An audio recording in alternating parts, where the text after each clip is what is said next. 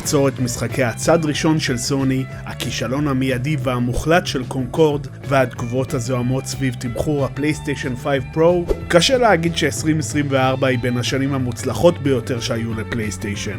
אך הודות למגוון משחקי צד שלישי מעולים כמו פיינל פנטזי 7 ריברת', ההרחבה של אלדן רינג והלהיט הקופיפי בלק מית' ווקונג, ה-PS5 שלי לא היה מובטל לרגע במהלך השנה. בתזמון מושלם עם חגיגות ה-30 שנה למותג פלייסטיישן, סוני בכל זאת הצליחה לשחרר כותר משלה השנה, והוא לא אחר מאסטרובוט. המשחק ההמשך לדמו הטכני המענה באופן מפתיע אסטרוס פליירום שהגיע מותקן עם כל קונסולה. האם התשובה של סוני למריו אכן אחד ממשחקי השנה כפי שמשתמע מממוצע הציונים הגבוה שלו? תנו לייק לסרטון, סאבים חדשים ובואו נתחיל.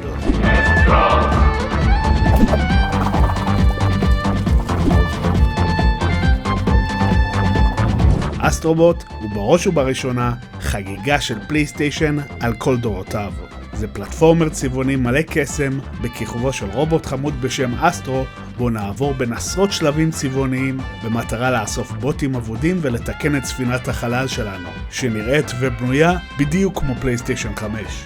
כל פינה במשחק קדושה ברפרנסים לעבר ולהווה של סוני, מהעובדה שאנחנו רוכבים על גבי שלט דואלסנס מעופף לשלבי אתגרים אינטנסיביים בהשראת לחצני ה-X, עיגול, משולש וריבוע.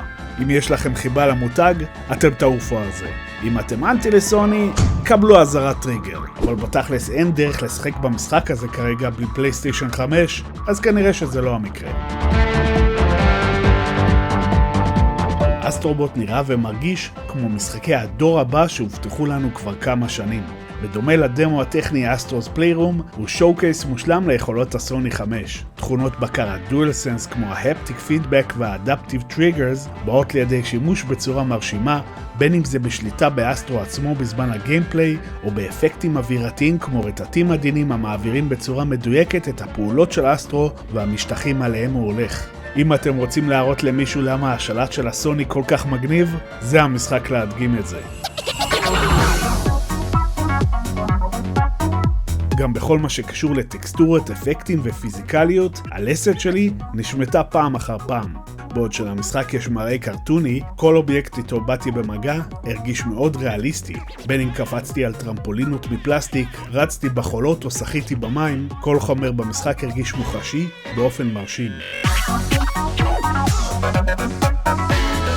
בכל רגע נתון קיימים מאות אובייקטים סביבנו, מאויבים ופלטפורמות, לפרטי רקע כמו כדורים או חלקיקים אחרים שמתגלגלים על הרצפה בפיזיקליות מושלמת. והכל רץ חלק כמו חמה. עכשיו שכיסינו את הטכני, איך המשחק עצמו? בואו נגיד את זה ככה. ב-20 פלוס שעות שלקח לי מתחילת המשחק עד לפלטינום, אני לא זוכר רגע בו לא היה לי חיוך על הפרצוף. אולי חוץ מבאיזה שלב בונוס מעצבן בו מתתי מספר פעמים. בכנות, אני חולה על פלטפורמרים. לרוץ ולקפוץ בדרכי לחפץ הנוצץ הבא, זה מה שגרם לי להתאהב בגיימינג מלכתחילה. אז ידעתי מראש שהאסטרו יבוא לי בטוב. מעבר ליכולות הריצה, קפיצה, אגרוף וריחוף של אסטרו עצמו, בכל שלב נקבל גישה ליכולת זמנית מגניבה ומרשימה ויזואלית, כמו יצירת בועת סלואו מושן המאפשרת לחמוק ממתקפות ולצלוח אתגרי פלטפורמינג מטריק סטייל, כלב ג'טפק שימושי, או כפפות אגרוף ענקיות שנדבקות למשטחים. דבר נוסף שאהבתי מאוד זה הבוסים. אמנם אין הרבה מהם, בטח לא בהשוואה לבלק מית' ווקונג ששיחקתי שנייה לפני האסטרו, אבל ששת הבוסים הראשיים מגניבים בהחלט. בכל בוס נשתמש באחת מהיכולות המיוחדות שכיכבו במסכים, כמו הסלואו מושן, ואיתה נכסח לבוס את הצורה באלימות מוגזמת ומצחיקה סטייל לוני טונס. יש משהו מאוד מספק בלטוס על סילון לכיוון הבוס ולתת לו זבנג של החיים ישר באישון. אחרי כל בוס, לפני שנעבור לגלקסיה הבאה, נגיע לאחד ממסכי הרפרנסים היפהפיים, בהם הנוסטלגיה וההייפ השתלטו עליכם בשנייה. בלי לקלקל את ההפתעות השונות, אגיד רק שאסטרובוט יגיע לעולמות אהובים מסדרות דגל של פלייסטיישן, אתם בטח יכולים לנחש חלק מהן, והתוצאה היא כיף פנבוי טהור. אסטרובוט זה אחלה פלטפורמר. ועם זאת, לאור העובדה שראיתי שלא מעט הצהירו כי זה מתחרה בקלאסיקות של נינטנדו, כמו מריו גלקסי או אודיסי, אני חייב לציין שעם כל הכבוד, אסטרובוט עדיין לא שם. מה שהפריע לי אישית במשחק זה בעיקר האורך שלו והסטייל. לא הייתי אומר שאסטרו קצר מדי, אבל בדומה למריו וונדר, המשחק הזה הוא כמו בונבוניירה עם מלא מסכים קטנים וטעימים שלפני ששמים לב מחסלים את הכל. זה אומר שהיה טעים, כיף כמובן, אבל הייתי שמח לעוד כמה גלקסיות או תמריץ לסיים את המשחק פעם שנייה. טעם של עוד זה חשוב, במיוחד בעידן של משחקים מנופחים, אבל אני לא יכול להגיד שיצאתי לחלוטין מסופק. לשמחתנו סוני הודיעה בסטייט אוף פליי האחרון שלה שתצא לאסטרו הרחבה חינמית חדשה בסתיו הקרוב, והיא תכיל מספר בוטים חדשים למצוא ואף מספר מסלולים מאתגרים עם אונליין לידרבורדס.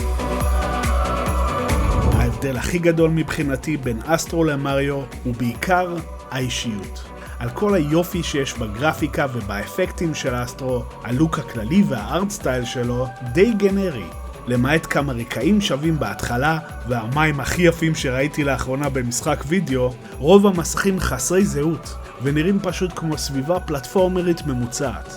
זה נכון גם לגבי האויבים ואפילו הבוסים. אין במשחק הזה דמות או לוקיישן אחד עם עיצוב מעניין, מלבד אולי אסטרו עצמו, וגם זה גבולי. הסאונדטרק של המשחק מגניב בקטע רטרואי, רק חבל שבקושי יכלתי לשמוע אותו על רקע הצפצופים והרעשים השונים בזמן הגיימפליי. למה אין כמעט אופציות בהגדרות המשחק, או יכולת לשחק עם עוצמת הווליום של הסאונד אפקטס או המוזיקה, לא ברור לי בכלל, ולא כל כך מתאים לסוני. והגיימפליי עצמו, בעוד שמענה ביותר, גם לא מביא איזו בשורה חדשה. אסטרו נראה ומרגיש מעולה, אבל מריו זה לא. ובכל זאת, מקוריות ואורך הם לא הדברים הכי חשובים לי במשחק. חשוב שיהיה כיף, ובזה הרובוט הצליח. לסיכום, אסטרובוט הוא בדיוק מסוג המשחקים שעושים את פלייסטיישן קונסולה כל כך מזמינה עבור שחקנים מכל הסוגים. אין דבר יותר מנחם מפלטפורמר תלת-ממדי טוב אחרי שבוע העבודה מפרך באלדן רינג או God of War.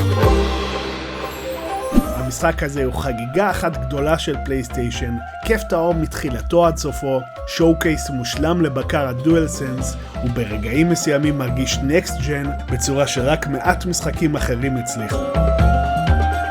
הרמה הגבוהה שלו יוצרת בציפייה גדולה למשחק הבא של טים אסורבי, רק שהייתי שמח אם ההרפתקה הבאה של הרובוט תגיע עם סטייל פחות מכני. הציון שלי לאסטרובוט לפלייסטיישן 5 84. איזה ציון אתם הייתם נותנים לאסטרובוט? כתבו לי בתגובות. תנו לייקים אהבתם, סאבים חדשים, ואנחנו נתראה בקרוב בסרטון הבא של גיימסקור על זלדה החדש. ביי חברים.